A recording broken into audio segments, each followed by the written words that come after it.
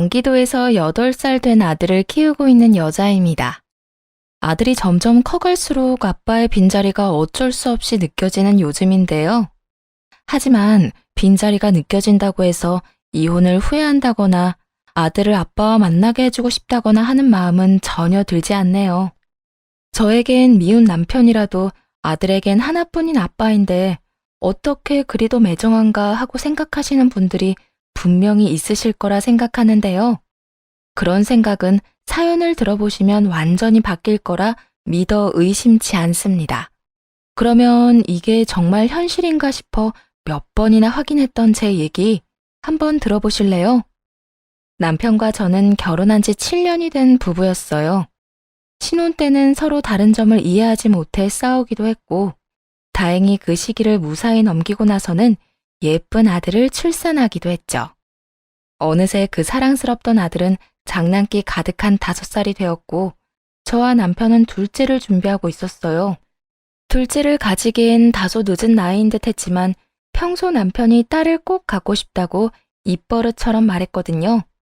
저 역시 외로워 보이는 아들에게 동생을 만들어주고 싶었고요.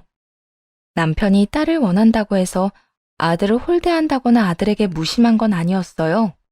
오히려 저보다 더 아들과 잘 놀아줬고 퇴근길엔 꼭 아들을 위해 선물 하나는 사오는 다정한 아빠였죠. 정 줄 게 없으면 과자 한 봉지라도 사왔으니 말이에요. 이렇듯 남편은 아들을 매우 아꼈고 저와 대화도 많이 하는 사람이었습니다. 서로의 뜻을 충분히 존중했기에 가족 계획도 기분 상하는 일 없이 세웠어요. 한쪽이 강요하면 자칫 분란이 일어날 수 있는데 그러지 않아 다행이었죠. 저희뿐만 아니라 양가 어른들도 마찬가지였어요. 시댁에선 그 흔한 시집살이 한번 시키는 일이 없었고 친정에서도 저희 뜻을 존중해 주셨습니다. 그런데 모든 것이 완벽해 보이는 저희에게 한 가지 문제가 있다면 어느 순간부터 아들이 자주 아프다는 것이었어요. 단순한 감기나 장염이긴 했지만 그 증상은 절대 단순하지 않았죠. 매번 열이 높게 오르고 떨어지지 않아 입원을 하곤 했으니까요.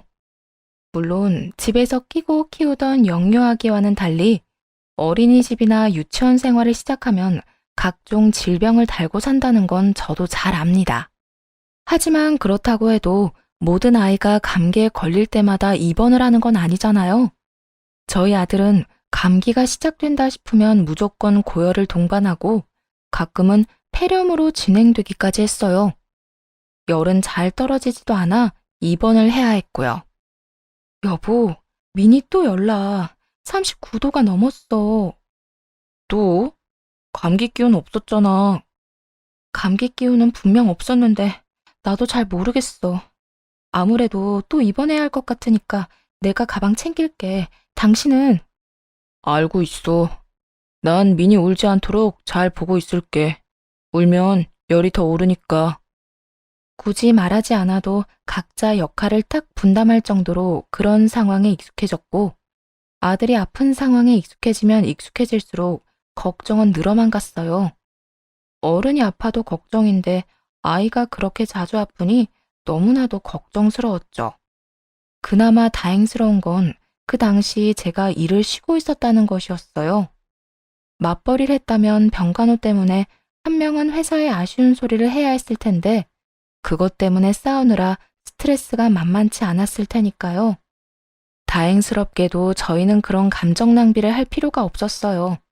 제가 아이와 함께 병원에 가면 자연스럽게 남편이 필요한 물품을 가져다 주곤 했죠. 그날도 마찬가지였어요.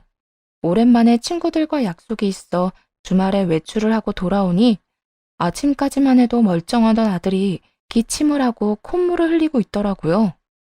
불안한 마음에 체온을 재보니 꽤 높게 측정되었고 가지고 있던 비상약을 먹여봤지만 역시나 소용이 없어서 결국 병원으로 갔습니다. 그렇게 새벽녘에 아들은 응급실을 거쳐 입원까지 하게 되었어요. 멀쩡하던 아들이 갑자기 아무 이유도 없이 열감기에 걸린 것이 이상하긴 했지만 그때까지만 해도 대수롭지 않게 생각하고 있었어요. 앞서 말씀드렸다시피 아이가 유치원 생활을 하다 보면 아픈 일은 비일비재했거든요. 그런데 아들이 갑자기 이런 말을 하더라고요. 아빠랑 차가운 물로 씻었어. 나는 차갑다고 계속 소리쳤는데 아빠가 계속 찬물만 틀었어. 참 이상하더라고요. 한여름에도 아이를 찬물로 씻기지 않는데 하물며 가을이 지나가고 있는 쌀쌀한 날씨에 아빠가 찬물로 씻겼다고 하니까요. 그럼에도 아이의 말을 귀 기울여 듣진 않았어요. 그 이유는 그 나이 때 아이들이 종종 꿈을 현실처럼 이야기하기도 했고 없던 일을 사실처럼 말하는 일도 있기 때문이었어요. 하지만 아예 없는 말이라고 하기엔 설명이 꽤 구체적이기도 했고 확신에 찬 아들의 표정을 보니 거짓말을 하는 것 같지는 않아 남편에게 물어보았죠. 여보, 혹시 민이 오늘 찬물로 씻겼어? 어? 오늘? 나 외출했을 때 민이 찬물로 씻겼냐고. 민이 말로는 아빠가 차가운 물로 씻겼다고 하는데 혹시나 해서 물어보는 거야. 그래? 미니가 차가웠대? 나는 미지근한 물로 씻겼다고 생각했는데 미니가 느끼기엔 그렇지 않았나 보네. 그래서 갑자기 열감기에 걸린 건가? 어떡해. 나 때문인가 보다. 어쩐지 씻고 나와서 미니 컨디션이 급격하게 떨어지는 것 같긴 했어. 미안해. 아이고, 호들갑은. 됐어. 우리랑 아이가 온도를 좀 다르게 느끼니까 그럴 수도 있지 뭐. 다음부턴 신경 써서 따뜻한 물로 씻겨주면 되지 뭐. 일단 지금은 열 좀 떨어졌으니까 너무 걱정하지 말고 얼른 쉬어. 내일 또 출근해야지. 응, 알겠어. 미니한테 아빠가 미안해한다고 꼭 전해줘. 남편이 너무나도 미안해했고 또 실수였다고 하니 저도 그러려니 했어요. 요즘엔 엄마보다 육아를 더 잘하는 아빠들이 많다고들 하지만 저희 남편은 그런 아빠는 아니었으니까요. 그렇게 시간이 흘러 7일 동안의 입원 생활을 마무리하고 회사에 양해를 구하고 시간을 내 데리러 온 남편의 차를 타고 집으로 향했어요. 집에 도착하니 정성 들여 밥상을 차려놓은 것은 물론이고 대청소를 비롯해 이불 빨래까지 싹 해놓았더라고요. 어머나, 이불 빨래까지 다 한 거야? 이 음식들은 또 뭐야? 당신이 다 했어? 언제 이런 걸 다 한 거야? 언제 하긴 어젯밤에 다 해놓고 잤지. 청소랑 빨래는 틈틈이 해뒀고 아무래도 미니가 면역력이 떨어진 상태니까 집이 청결해야 할 것 같아서 말이야. 어머나, 정말 고마워. 다른 집 남편들은 집을 엉망으로 만들 줄만 알지 치울 줄은 모른다고 하던데. 우리 남편은 뭐든 이렇게나 잘하네. 회사 그만두고 전업주부의 길을 걸어도 손색이 없겠어. 별 말씀을. 당신은 아픈 미니 돌보느라 제대로 먹지도 못하고 잠도 못 자는데 나 혼자만 편하게 지내는 게 너무 미안하더라고. 그래서 내가 할 수 있는 선에서 집안일 다 해놨어. 일단 난 회사에 다시 가야 하니까 민이랑 밥 먹고 푹 쉬어. 저와 아들을 무사히 집에다 데려다주고 회사로 돌아가는 남편을 보며 정말 이런 남편은 또 없겠다고 생각했어요. 시간이 지나고 보니 이런 남편이 없긴 없더군요. 그걸 너무 늦게서야 깨달은 것이 큰 한으로 남기는 하지만요. 하여튼 한바탕 소동이 지나가고 난 후 가정엔 다시 평화가 찾아왔어요. 그런데 그 평화는 그리 오래가지 않았죠. 아들이 한 달도 채 되지 않아 장염에 걸려 또 입원을 하게 되었거든요. 점점 입원이 잦아지고 그 주기도 짧아지니 참 생각이 많아지더라고요. 아무리 유치원에서 이런저런 질병들을 옮아온다고들 하지만 이쯤 되니 아들의 입원이 오롯이 제 잘못이란 생각이 들었어요. 덜컥 겁이나 이런저런 검사를 받았지만 아들에게선 별다른 게 발견되지 않았어요.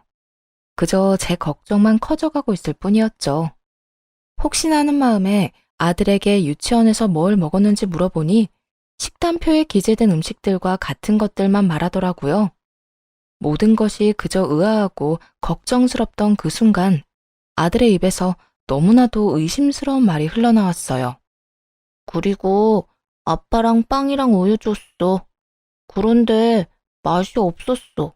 이상했어. 뭐? 아빠가 준 빵이랑 우유가 이상했다고? 아빠가 준 거 맞아? 유치원에서 먹은 게 아니고? 응.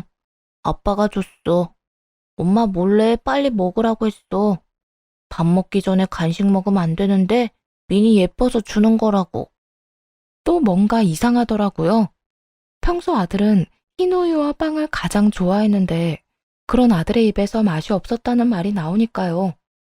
거기에다 그냥 맛이 없는 것도 아니고 이상하다니. 다른 사람도 아닌 친아빠가 상한 것을 줬을 리는 없을 거라 생각했지만 이상하게 심장이 두근두근 하더라고요. 씻길 때 물 온도를 잘못 맞춘 거야 실수였다고 할 수 있지만 동시에 상한 우유와 빵을 줬다는 것은 우연이나 실수라고 하기엔 어려우니까요. 그리고 갑작스럽게 아들의 몸이 안 좋아졌던 날들도 떠올랐어요. 높은 확률로 아빠와 둘만 있는 날에 입원을 해야 할 만큼 아팠거든요. 그때부터였어요. 남편이 의심스럽기 시작한 순간이 말입니다. 하지만 이 모든 것은 말 그대로 저의 의심일 뿐이었고 확실치 않은데 아들에게 괜히 아빠에 대한 안 좋은 기억을 심어주고 싶진 않더군요. 그래서 일단 그 순간에는 최선을 다해 말을 돌린 후 아들의 기분을 맞춰주며 병간호에만 신경을 집중했어요. 그리고 아들의 퇴원날이 되었어요. 다른 때와는 달리 남편이 그날따라 회사에 급한 일이 있어 시간을 내지 못한다며 아들과 함께 조심해서 집으로 가 있으라고 하더라고요. 그래서 아들을 데리고 집으로 향하는데 엘리베이터에서 평소 인사를 하고 지내던 같은 동 아주머니를 만나게 되었어요. 어머, 어디 다녀오나 봐요? 아, 네. 애가 아파서 입원했다가 오늘 퇴원했어요. 어머나, 애도 엄마도 고생 많이 했겠네. 그나저나 아들이 몸에 열이 많은가 봐요. 네? 저희 아들요? 네. 저번에 보니까 아빠랑 아들이랑 둘이 산책하러 가던데 날씨가 쌀쌀한데 아들은 민소매티에 팬티만 입혀 나왔더라고. 내가 깜짝 놀라서 왜 애는 옷 입히다 말고 데리고 나왔냐고 하니까 애 아빠가 아들이 열이 많아서 옷을 잘 안 입으려고 한다던데? 네? 그때가 언제였는데요? 저번이라고 하면 여름이 끝나갈 때쯤이었을까요? 아니, 그때 정도만 됐어도 내가 그런 간섭은 하지 않지. 아마 한 달도 안 됐을 거야. 본인은 외투까지 걸쳤는데 애는 그리 얇게 입혔으니 좀 이상해서 물어본 거였어. 아, 남편은 외투도 걸치고 있었어요? 그래, 그때는 그런가 하고 넘겼는데 아무리 그래도 아이 엄마 만나면 이야기해줘야겠다 싶었어. 날씨가 쌀쌀한데 그 차림은 좀 아니지 않나 싶어서. 왜, 아빠들은 애가 원하면 뭐든 그냥 해주니까 그렇게 입힐 수도 있지만 이런 날씨에 애가 감기라도 걸리면 엄마가 얼마나 고생해? 아, 그렇긴 하죠. 애 아빠한테 애가 원해도 얇게 입히면 안 된다고 말해줘야겠네요. 감사해요. 역시나 이상하더라고요. 보통 남자아이들이 이리저리 뛰어다니느라 늘 땀을 흘리고 몸에서 열이나 더워한다는 건 저도 잘 압니다. 하지만 아들은 열이 많기는커녕 아기 때부터 추위를 많이 탔어요. 그래서 여름에도 옷을 두껍게 입는 것을 좋아하는 조금 특이한 아이였어요. 일단 대충 대답을 얼버무리며 집으로 돌아왔습니다. 그리고 그간 입원해 있느라 제대로 씻지 못한 아들과 간단히 샤워를 할 때였어요. 세면대 위에 웬 렌즈통이 떡하니 올려져 있는 게 아니겠어요? 저는 물론이고 남편 역시 눈이 좋은 편이라 안경도 끼지 않는데 왜 화장실 세면대에 렌즈통이 있는 것인지 참 의아하더군요. 왠지 이상한 기분이 들어 온 집안을 구석구석 다 살펴보기 시작했어요. 쓰레기통에선 쓰고 버린 일회용 컬러 렌즈통이 발견되었고 침대 베개에선 제 것과 색깔도 길이도 다른 머리카락이 발견되었죠. 증거들을 놓고 보니 정말 정신이 아득해지더라고요. 그냥 남편이 바람을 피우고 있다는 것만으로도 충격이 큰데 그 외도를 위해 아들이 이용되었을 거라는 생각이 들어 더욱 충격이 크더라고요. 한참을 그렇게 멍하니 있다가 좀 더 상황을 알아내야겠다고 생각했어요. 그래서 일단은 남편에게 그 어떤 추궁도 하지 않기로 했죠. 확실한 증거가 나오기 전까진 그저 남편을 지켜보기로 하면서요. 단, 혹시 모르니 남편과 아들이 단둘만 있게 하는 일은 없도록 했어요. 그 후로 티를 내지 않고 남편을 의심스러운 눈초리로 살펴봤지만 남편은 평소와 다름이 없더라고요. 오늘은 좀 늦었네? 오, 요즘 회사 비상이야. 중요한 계약 앞두고 전 직원이 야근 중이라니까. 그래? 힘들었겠네. 그런데 손에 그건 뭐야? 뭐긴 뭐야. 당신 어제 드라마 보다가 매운 닭발 먹고 싶다고 했었잖아. 그래서 사왔지. 이건 당신 닭발이고, 이건 우리 아들이 좋아하는 아이스크림. 오늘은 늦는 대신 야식거리 좀 사왔어. 잘 먹을게. 어? 당신 좀 이상한데? 무슨 일 있어? 어디 아파? 이상하게 분위기가 좀 가라앉은 것 같은데? 왜? 민이 또 어디 아파? 아니, 어디 아프긴. 괜찮아. 그냥 좀 피곤해서 그래. 그래? 그러면 이건 내일 먹고 오늘은 일찍 자. 그렇게 피곤해서 어떡해? 내가 씻고 와서 안마라도 해줄까? 아니다. 그러지 말고 내일 당장 병원부터 다녀와. 알겠지? 다녀와서 나한테 연락도 좀 하고. 혹시나 계속 기운 떨어진다 싶으면 한의원에 가서 약이라도 지어 먹어. 금액은 신경 쓰지 말고. 남편은 여전히 회사 생활을 열심히 했고, 퇴근을 하고 집으로 돌아오면 늘 그렇듯 가정에 최선을 다하려고 애쓰고 있었어요. 혹시나 하는 마음에 남편이 자는 사이 휴대전화를 살펴보기도 했지만 허무할 정도로 아무것도 나오지 않더군요. 이 모든 것이 그저 혼자만의 이상한 오해인가 싶기도 했습니다. 그렇게 시간이 흘러 그냥 남편에게 직접 물어봐야 하나 고민하던 어느 날이었어요. 웬일인지 남편이 술에 취해 집으로 돌아오더라고요. 밖에서 무슨 좋은 일이 있어 술을 잔뜩 마셨는지 고주망태가 되어 잠이 드는 순간에도 남편은 웃고 있었어요. 아무래도 그런 남편이 이상해서 남편의 휴대전화를 다시 살펴보았죠. 그곳엔 그동안 발견할 수 없었던 새로운 앱이 있더군요. 그건 바로 커플끼리만 사용한다던 앱이었어요.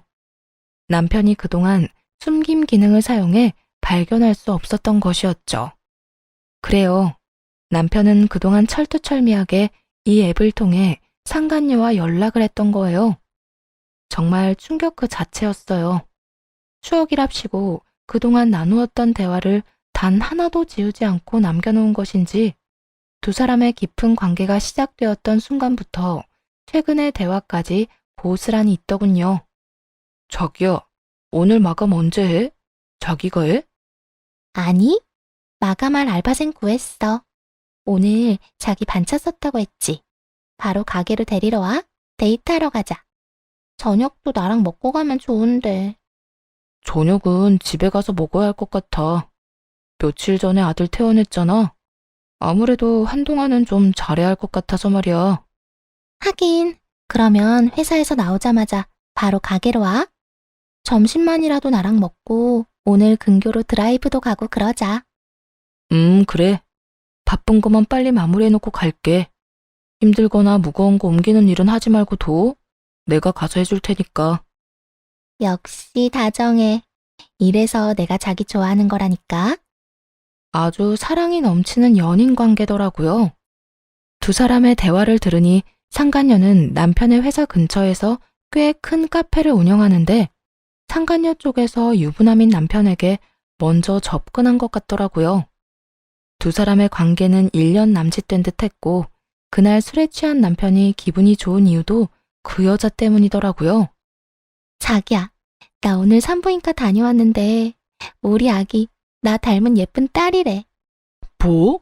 그게 정말이야? 이게 무슨 일이래? 나는 딸바보 아빠가 될 팔자가 아니라고 생각했는데 자기 덕분에 내가 딸 가진 아빠가 다 되네? 여보세요. 예비 딸바보 아버님. 그래서 이혼은 정말 언제 할 거예요? 설마 우리 귀한 딸 아빠 없는 자식으로 키울 생각은 아니지? 그럴 리가. 기다려봐. 조만간 무슨 수를 써서라도 이혼할 테니까. 이혼 얘기를 꺼내면 그 여자가 반박은 좀 하겠지만 아들에 대한 모든 권한 포기하겠다고 하면 이혼해 줄 거야. 그래? 어쨌든 큰 소리 안 나게 자기가 알아서 잘 이혼해봐. 위자료는 될 수 있으면 안 주는 방향으로 말이야. 그럼 걱정하지 말고 좀 쉬고 계세요. 내가 오늘 일찍 끝내고 가게로 갈 테니까. 네. 상간녀는 임신 중으로 남편이 그렇게나 바라던 딸을 가졌다고 하더군요. 그래서 남편 놈은 기분이 좋아 술에 잔뜩 취해 집으로 들어온 것이었고요. 여기까지만 해도 충격이 큰데 더 큰 충격적인 대화가 고스란히 남아있더군요. 그건 바로 남편이 아들을 일부러 아프게 했다는 것이었어요. 저의 예상대로 남편은 제가 자리를 비울 때면 술을 쓰곤 했어요. 아들이 감기에 걸리거나 배탈이 나도록 말이에요. 아들이 입원해서 저도 함께 집을 비운 사이 남편은 상간녀와 오붓한 시간을 보내려고 외박을 일삼았더라고요. 한마디로 상간녀와 지내기 위해 아들을 아프게 했던 것이었어요. 제일 마지막에 아들이 장염에 걸린 일도 마찬가지고요. 이번에 자기 아들 입원하면 자기 집에서 시간 보내면 안 돼? 사람들 눈 피해서 잘 들어가면 되잖아. 응? 우리 집? 불편하지 않겠어? 불편하기는. 나도 자기가 사는 집이 어떤지 궁금하기도 하고, 앞으로 우리가 함께 살게 되면 그 집처럼 꾸며놓고 살 텐데, 미리 체험한다 생각하고 한번 보고 싶어서. 왜? 안 돼? 그래, 그러자. 그런데 미니가 태어난 지 얼마 안 돼서 또 감기 걸리게 하면 좀 그럴 것 같은데. 이번엔 감기 말고 장염 걸리게 하면 되지. 애들은 이런저런 병 유치원에서 많이 옮아온다며. 어른들도 조금만 잘못 먹으면 배탈 나는데 애는 오죽하겠어? 이번엔 상한 것 좀 먹여서 배탈 나게 하면 될 거야. 그럼 그럴까? 일단 알겠어. 와이프 없을 때 준비해서 먹여야겠네. 그래. 너무 팍 상한 건 위험하니까 조금만 이상해도 될 거야. 애들은 아무래도 어른보다 면역력이 떨어지니까. 알겠어. 조금 이따가 보자. 퇴근하면서 가게에 잠시 들렀다가 갈게. 대화에서 알 수 있다시피 아들을 아프게 했던 건 남편만이 아니었어요. 상간녀 역시 이 추악한 일에 한몫하고 있었고, 그날도 매번 하던 대로 두 사람이 작당을 해 아들에게 해를 끼친 것이었어요. 그 후에는 상간녀의 집이 아닌 저희 가족이 살던 그 집에 머물렀고요. 어쨌든 그 덕분에 상간녀의 흔적이 집에 남게 되었고, 남편이 뭔가 수상하다는 의심을 품게 되었죠. 드디어 모든 사실을 직접 확인하고 나니 술에 취해 잠이 든 남편을 가만두고 싶지 않을 만큼 치가 떨려오더군요. 사실 다른 여자에게 미쳐서 저와 이혼하고 싶어하는 그 마음은 이해해요. 물론 화가 머리끝까지 나지만 사람이니 마음이 변할 수도 있다고 생각하거든요. 하지만 아무리 여자에게 미친놈이라고 한들 아들이 주워온 자식도 아니고 자기 핏줄인데 어떻게 그딴 짓을 할 수가 있는지 아무리 이해해보려고 해도 입에서 욕만 나오더군요. 거기에다 상간녀가 딸을 임신했다는 소식을 듣고 자면서도 웃고 있는 꼴이라니. 여러모로 그냥 이혼만 하고 넘길 건 아니라는 생각이 아주 강하게 들더군요. 버젓이 가정이 있는 남자가 이런 쓰레기라니 눈물도 나지 않았어요. 그저 외도뿐이었다면 바보같이 울었겠지만 아들이 연관되었으므로 엄마로서 처리할 일이 많았거든요. 마땅히 가져야 할 슬퍼할 시간도 아깝다고 느껴졌으니까요. 곧 정신을 차려 두 사람의 외도 증거들을 제 휴대전화로 다 옮겼고 상간녀의 가게와 집 주소도 다 따로 저장해 두었어요. 그리고 모든 사실을 시댁에 알려 도움을 요청했죠. 다른 건 몰라도 손주 사랑이 남다른 시댁이었던지라 아무리 자식이라고 한들 남편의 만행을 알게 되면 그냥 넘기지 않을 것 같았거든요. 인내심을 쥐어짜 하루하루를 버티니 대망의 디데이가 다가왔고 천연덕스럽게 남편에게 친정에 가서 며칠 지내고 오겠다고 했어요. 여보, 나 몸이 계속 안 좋아서 그러는데 민이랑 친정에 가서 며칠 있다가 와도 될까? 어? 민이랑? 며칠이나? 한 이틀? 일단 가보고 더 길어질 수도 있고 왜? 혼자 있는 거 싫어? 아니. 당신이 몸이 안 좋다고 하면 내가 좀 참아야지 어쩌겠어. 나 신경 쓰지 말고 마음 편히 다녀와. 당신도 알다시피 나 혼자서도 잘 지내잖아. 난 정말 괜찮으니까 당신이 회복됐다 싶을 때까지 있다가 와. 오기 전에 미리 연락만 좀 주면 돼. 애써 입꼬리를 단속하려 애를 쓰는 듯 했지만 실룩실룩 웃고 싶어 안달이 난 꼴이 참 볼만하더군요. 그 입을 한 대 때려버리고 싶은 걸 얼마나 참고 또 참았는지 모릅니다. 아직 엄청난 복수가 남아있었으니 말이죠. 그리고 그날 오후 시부모님을 만나 남편이 퇴근하길 기다렸어요. 남편의 회사가 보이는 구석에 몰래 숨어서요. 얼마나 기다렸을까요? 이르게 퇴근한 남편이 상간녀의 가게로 향하더라고요. 퇴근 시간이기도 했고 워낙 인기가 많은 가게라 손님들이 꽤 많았는데도 두 사람은 구석진 테이블에 자리 잡고 앉아 손을 맞잡고 웃으며 대화를 나눴어요. 모든 것을 지켜본 저와 시부모님은 지체하지 않고 가게로 들어갔죠. 종업원들은 저희를 보고 반갑게 인사를 했지만 상간녀와 남편은 아무것도 모른 채 계속 대화만 나누고 있더라고요. 자기야, 그러면 최소한 이틀은 나랑 있을 수 있는 거네? 나 오늘도 자기네 집에서 잘까? 아니, 그건 좀 불안해. 언제 마음이 바뀌어서 집으로 올지 모르는 일이잖아. 혹시나 새벽에 갑자기 들이닥치면 도망칠 곳도 없다고. 우리 자기 지금 임신 중인데 놀라면 안 되지? 하긴, 그럴 수도 있겠네. 그러면 오늘 우리 집에 가서 영화도 보고 맛있는 것도 시켜 먹자. 나 먹고 싶은 거 엄청 많아. 그래, 다 먹자. 자기가 먹고 싶은 거 다 사줄게. 그나저나 뱃속에 있는 우리 꼬물이 먹성이 좋나 보네.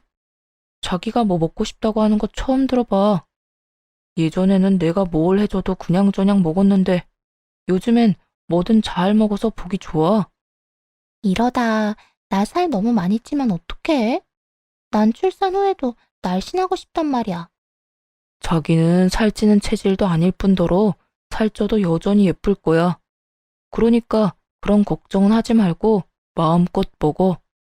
난 어떤 모습이든 다 좋으니까 말이야. 정말? 그나저나 이제 진짜 이혼 이야기 꺼내야 하는 거 아니야? 그렇지 않아도 무슨 트집을 잡아서 이혼하자고 할까 고민 중이야. 미니가 이 타이밍에 또 아파지면 참 좋을 텐데. 그걸 핑계 삼아서 싸움을 시작하면 될 것 같고. 뭐가 걱정이야? 입원할 정도까지는 아니더라도 감기는 또 걸리게 하면 되지 뭐. 하긴 이번에는 입원이 목적이 아니라 조금 아프게만 하면 되는 거니까. 하여튼 그건 내가 알아서 할 테니까 자기는 아기만 생각하면서 기다리고 있어. 내가 조만간 좋은 소식 가지고 올 테니까. 반신반의하시던 시부모님도 이 이야기를 듣는데 얼굴이 차마 표현할 말이 없을 정도로 구겨지더라고요. 그리고 남편의 입에서 좋은 소식이라는 말이 나온 그 순간 시부가 남편의 뒤통수를 세게 내리치고야 말았죠. 이 미친놈아! 뭐가 어쩌고 좋지? 입원이 목적이 아니라 조금 아프게만 하면 돼. 네가 그러고도 인간이야? 그러고도 아이 아빠라고 할 수 있는 게야? 그러면서 시부는 남편을 향해 호통을 내질렀고 그와 동시에 시모는 상간녀의 머리에 손을 뻗었어요. 이 지옥에서도 안 받아줄 모진 인간 같으니라고. 뱃속에까지 있다는 인간이 뭐? 감기 정도는 또 걸리게 하면 돼? 네가 그러고도 엄마가 될 자격이 있다고 생각해? 시모가 거친 손길로 머리를 잡자 영문을 모르는 상간녀는 도리어 큰 소리를 내며 시모를 뿌리쳤어요. 이 노인네가 진짜 미쳤나? 할머니, 노막 났어요? 나 알아요. 다짜고짜 이게 무슨 짓이야? 이거 놓으라고요. 상간녀가 시모를 있는 힘껏 떼어내자 시모는 바닥에 고꾸라지게 되었죠. 그 와중에 자신의 엄마가 바닥에 엎어진 꼴은 또 보기 싫었는지 남편이 화들짝 놀라며 시모를 부축하려 하더라고요. 하지만 시모는 아들의 손길이 닿는 것조차 소름이 끼친다는 듯 뿌리쳐버렸어요. 순식간에 가게 안은 난장판이 되었고 머리를 쓸어올리며 한숨을 쉬어대던 남편은 시부를 향해 묻기 시작했어요. 도대체 어떻게 상간녀의 가게까지 찾아왔는지 말이에요. 아버지, 여기는 어떻게 오신 거예요? 설마 제가 여기 있는 걸 알고 오신 거예요? 그래 이놈아, 다 알고 찾아왔다. 어떻게 인두겁을 쓰고 그딴 짓까지 할 수 있어? 네가 그러고도 인간인 게야? 여기까지 오신 거 보니 다 아시는 것 같아 말씀드릴게요. 네, 그래요. 저 이 여자랑 만나고 있어요. 만난 지는 1년 정도 됐고 집사람이랑 헤어지고 이 사람이랑 결혼하고 싶어요. 바람이나 비운 주제에 태도가 아주 당당하구나.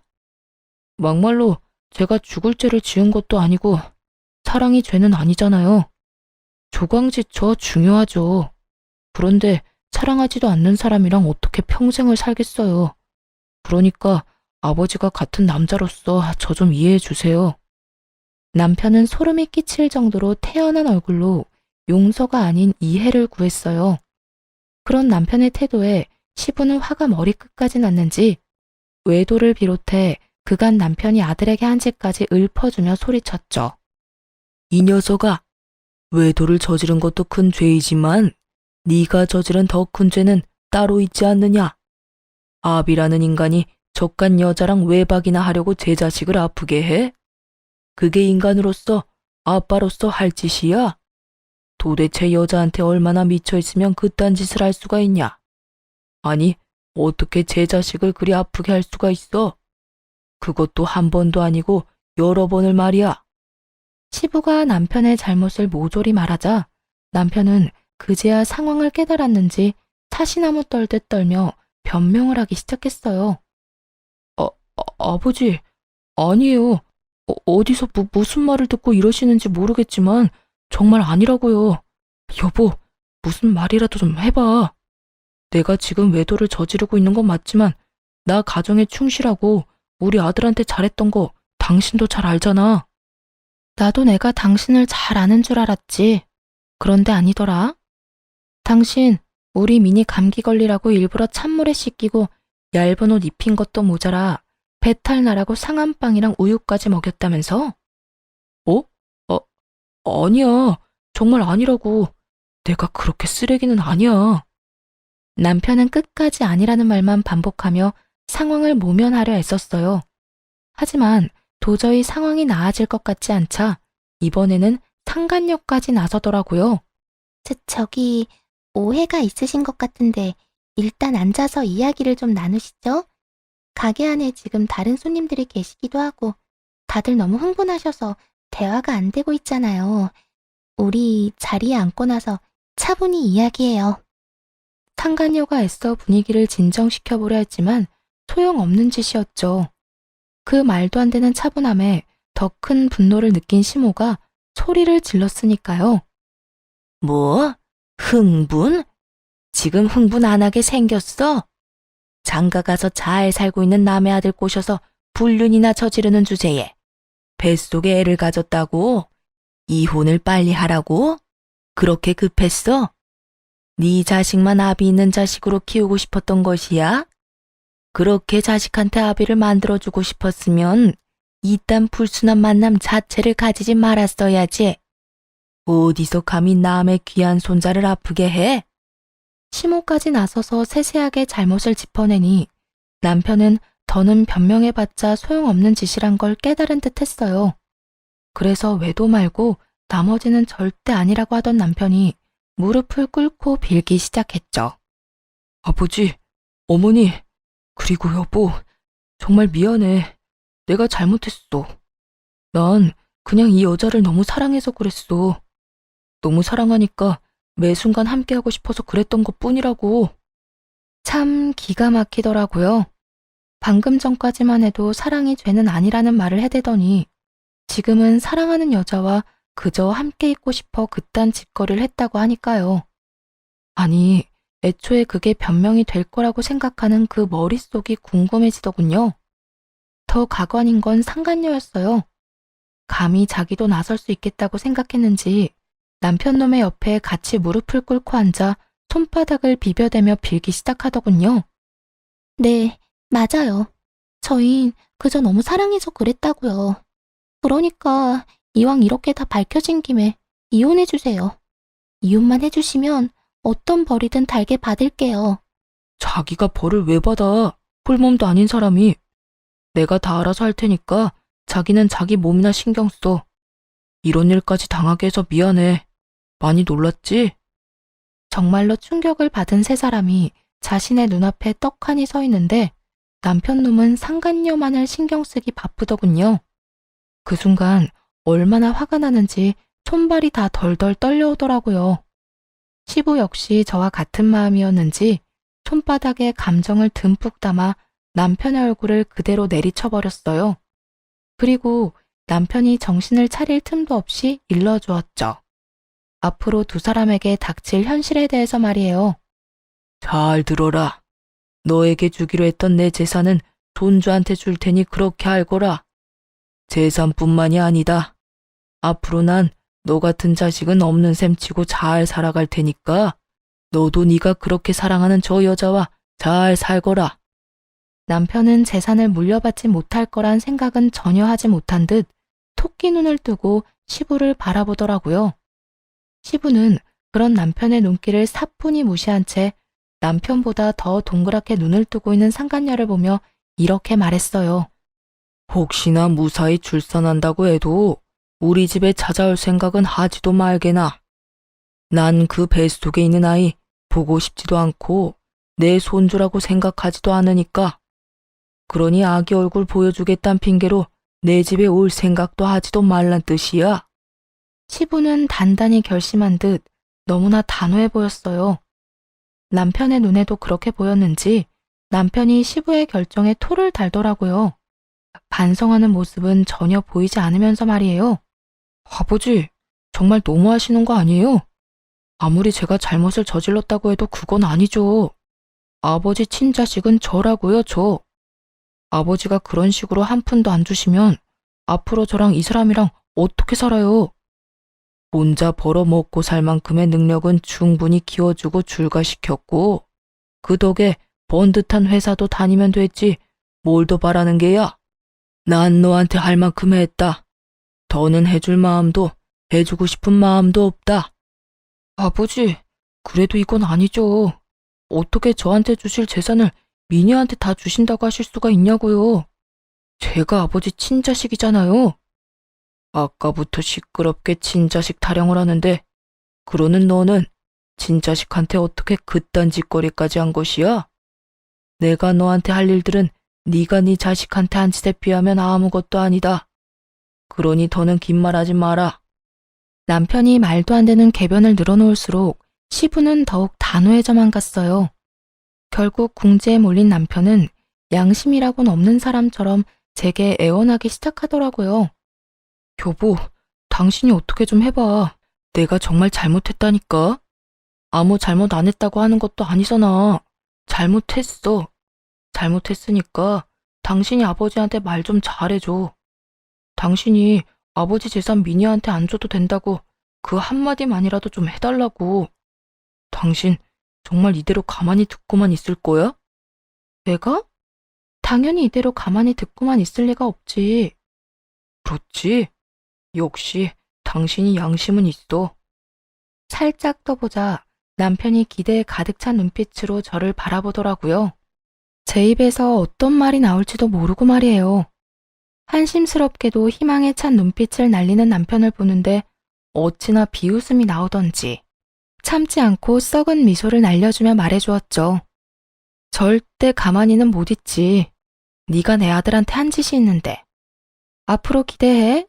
당신이랑 저 여자가 나랑 내 아들한테 한 짓 증거로 다 남겨뒀고 그 덕에 고소는 충분히 할 수 있을 거라고 하더라.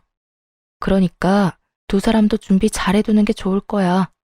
빠져나갈 구멍이라곤 없게 철저하게 준비해서 경찰에도 신고할 생각이니까. 남편에게 하고 싶었던 말을 끝내고 상간녀에게도 할 말을 해주었어요. 아, 그리고 딸 임신했다고 하던데 축하해? 태교 지금부터 잘해야 할 거야. 보니까 우리 아들 괴롭히는 걸 발벗고 도왔던데. 그쪽도 내가 신고할 거거든. 그렇게 되면 소송 준비에 경찰서 오가느라 태교는 꿈도 못 꿀 테니까 미리 마음의 준비 단단히 해두는 게 좋을 거야. 아기 낳아보면 알겠지만 엄마는 꽤 강하거든. 그래서 난 엄마로서 지치지 않고 끝까지 가볼 생각이야. 말이 끝나자마자 남편이 상간녀 앞을 막고 서서 이상한 변명들을 늘어놓더군요. 어떻게 해서든 상간녀를 보호하려고 하는 것 같았어요.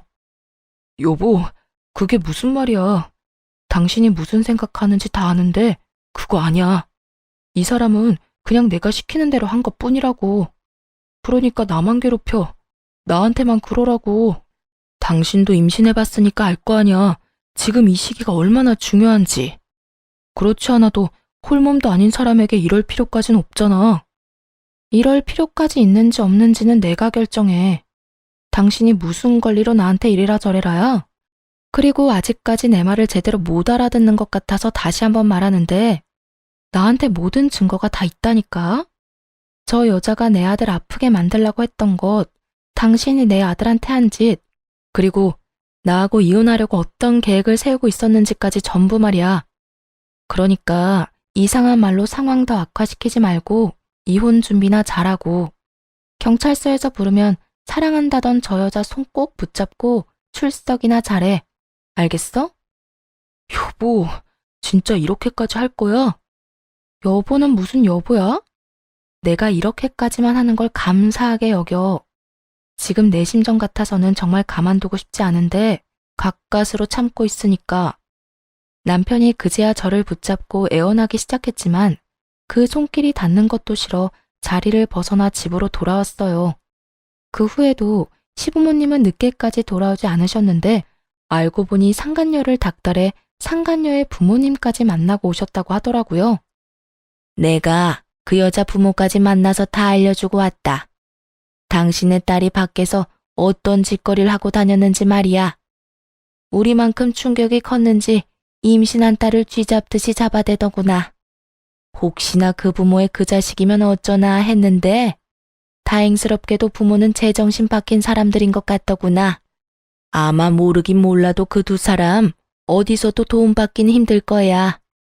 아무리 사는 게 힘들어져도 우리 집은 물론이고 그 집에서도 안 도와줄 테니까. 그러니까 넌 다른 건 신경 쓰지 말고 이혼 잘하고 고소 준비나 잘하려무나. 그래 아가. 넌 다른 건 신경 쓰지도 말고 네가 해야 할 일만 잘하면 된다. 일 처리하다가 힘든 거 있으면 우리한테 말하고. 그리고 재산은 아까 말했다시피 미니한테 물려줄 예정이니 그 돈으로 우리 손자 잘 키우고 너만 건강하게 잘 살면 돼. 그러면서 두 분은 이 상황이 정말 안타깝긴 하지만 여러모로 일이 잘 풀릴 것이라며 저를 안심시켜 주셨어요. 앞으로 도움을 아끼지 않겠다는 말도 해주셨고요.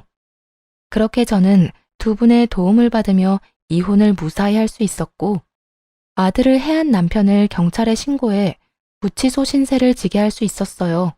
상간녀는 자기가 운영하는 가게에서 모든 사실들이 밝혀져 가게 문을 닫게 되었고 저에게 위자료를 주느라 가진 돈도 하나 없이 친정에서 쫓겨났다고 하더군요. 전 남편 역시 구치소 신세를 지게 된 이유가 소문이 쫙 나서 회사에서 바로 잘렸다고 하고요. 시간이 지나 두 사람과 관련된 소문을 들었는데 전 남편은 구치소에서 나와 상간녀와 함께 살림을 차렸다고 하더군요.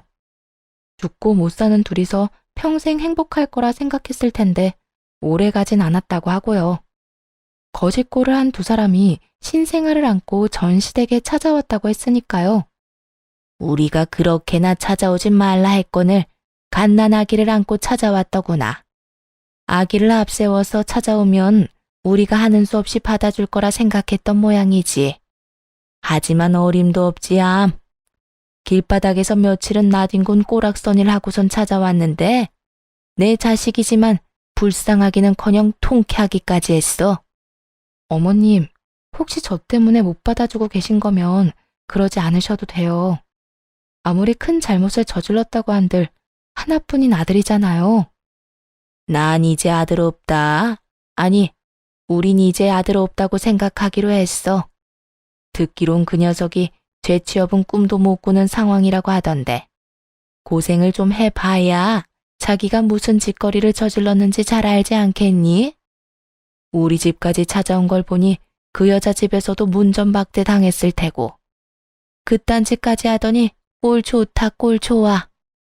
내심 통쾌하긴 했지만 아무래도 걱정이 되어 용서를 권했더니 전 시모는 단칼에 제 말을 자르며 절대 용서하지 않겠다고 했어요. 제가 말을 얹을 문제도 아닌 것 같아 더 이야기를 꺼내지는 않기로 했습니다. 그 후 수중에 가진 것이 하나도 없었던 두 사람은 빠르게 거짓골이 되어갔고 잦은 다툼을 해대며 곧 이혼할 것 같다는 소식이 들려왔어요. 소식을 전해준 전 시모는 아기가 전 남편의 아기가 아닌 것 같다고 했어요. 전 남편을 하나도 닮지 않은 것은 물론이고 상간녀를 닮은 구석도 없다면서요.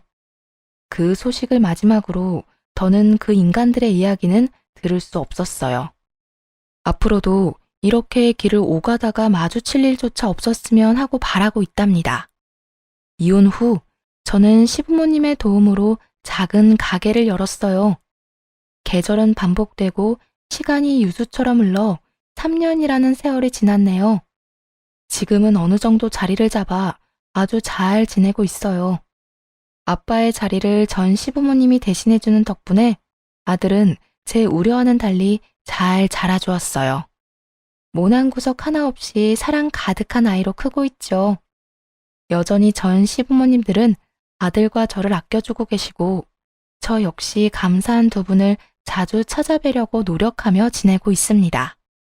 전 남편의 만행을 알고도 막상 이혼하려니 아들에 대한 걱정이 많았지만 아들을 위해 그리고 저를 위해 이혼하고 나니 요즘은 하루하루가 행복하답니다. 물론 전 시댁과 친정의 도움이 없었다면 이렇게 마음 편하게 생활하진 못했겠죠. 하지만 한 가지 확실하게 말씀드릴 수 있는 건 가진 것이 없더라도 저는 이혼을 했을 테고 그 후에 행복했을 거란 것이에요. 그러니 저처럼 힘든 상황 속에서 이혼을 고민하시는 많은 분들, 이혼이 쉽게 결정할 문제는 아니지만 그저 두렵다는 이유로 힘들게 살지는 마세요. 쓰레기 같은 인간과 계속 함께 살 필요는 없잖아요? 저를 보세요. 혼자 아들을 키우면서도 이렇게 행복할 수 있으니까요.